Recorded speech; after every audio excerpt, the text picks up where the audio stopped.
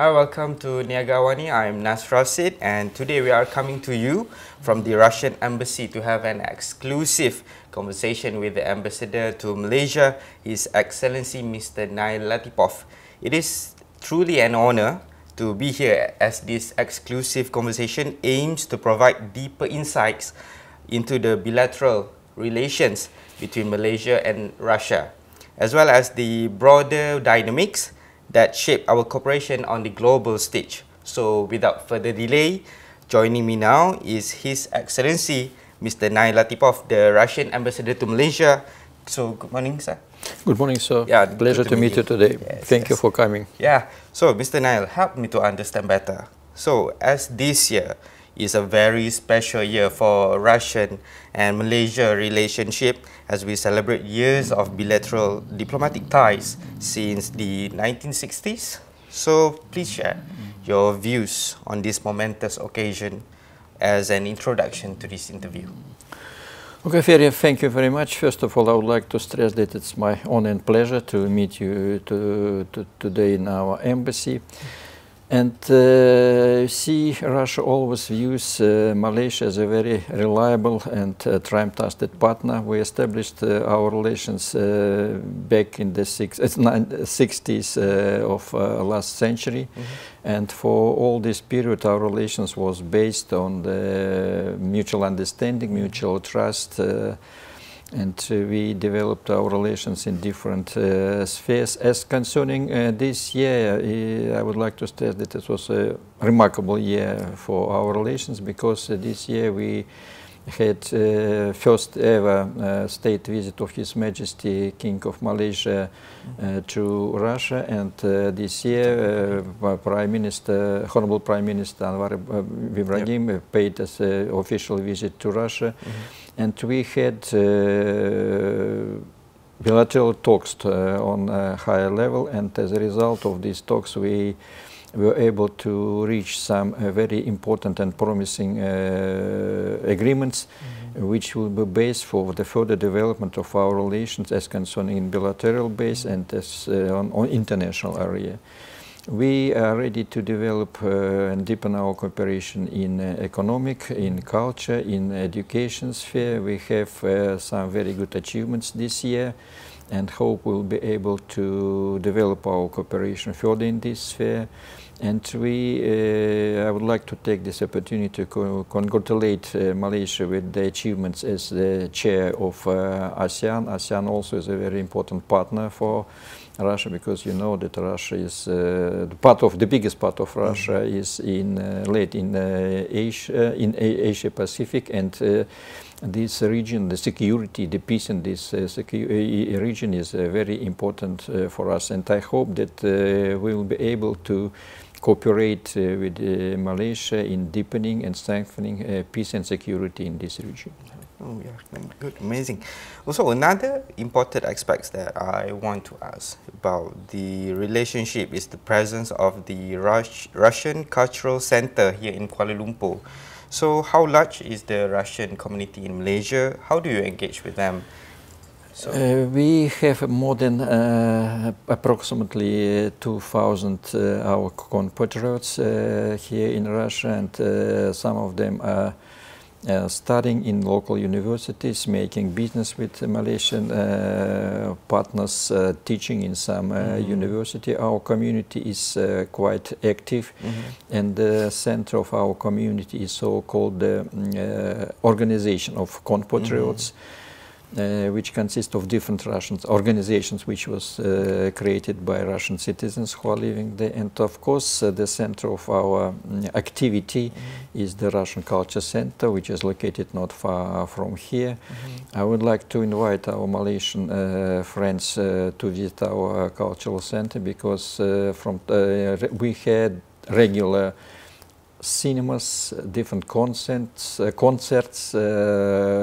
so-called literature evening and some other events which introduce Russian culture to Malaysia. Happening in this? In this sense. It's quite popular, and we will be glad to see more and more Malaysians in our center. Amazing. Mr. Ambassador, we're moving on to more economical kind of conversation. There are a data stated in 2020 where Russia exported a total of 1.13 billion US dollar worth of goods to Malaysia. The main products such as petroleum, coal briquettes and crude petroleum.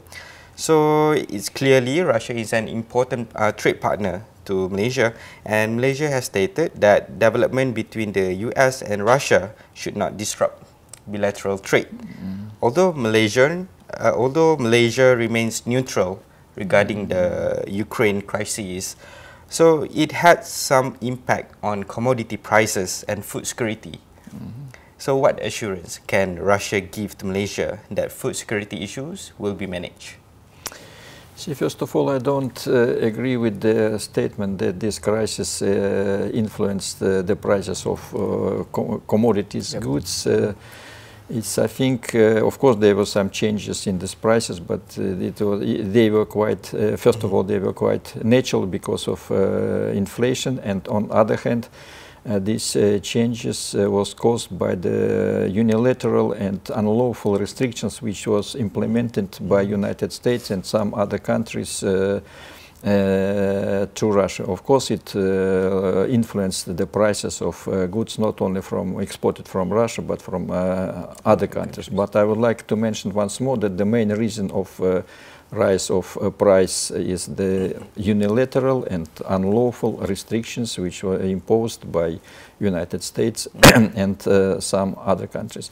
We are ready to cooperate with Malaysia, with other countries as concerning food security. It's quite a new area of our cooperation. We have very good achievements in this sphere, and first of all I would like to mention that recently Malaysian government allowed to export Russian turkey to Malaysian market. It's a first but very important step in this sphere, which means that we have a very good opportunities in this sphere and are ready to work together with Malaysia as concerning maintaining food security of Malaysia and Russia. Okay, all right. Mr. Ambassador, I think this interview would not be complete if I don't ask about the current views on Russia-Ukraine issues. So how do you respond to the allegation that peace has not been achieved because Russia declined to compromise on certain conditions, and that the conflict in Ukraine is a key factor in the global food crisis, leading some to blame Russia as the main cause? Additionally, nearly 4 years into the military operation in Ukraine, have the series of sanctions imposed by the EU, European Union, and the other Western countries affected Russia significantly? How has Russia managed and adapted to the situation?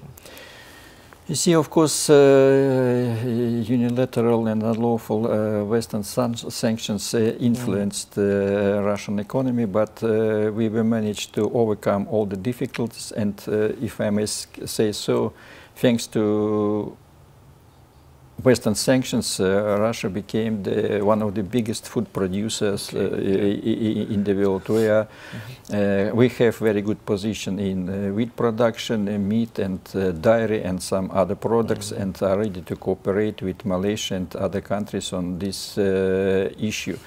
Unfortunately, Western countries are trying to block our supplies of fertilizers, which is very important, for example, for African countries, and our import of grain and some other goods to the poorest countries of the world. But we are ready to work with our partners in different parts of the world and to continue our supplies. Yes, concerning Malaysia, we are ready to supply, of course, turkey meat, wheat, pottery, beef, sunflower oil and some other goods, and we'll be happy if we will be able to reach some first of all mutually beneficial agreements and deals on this issue.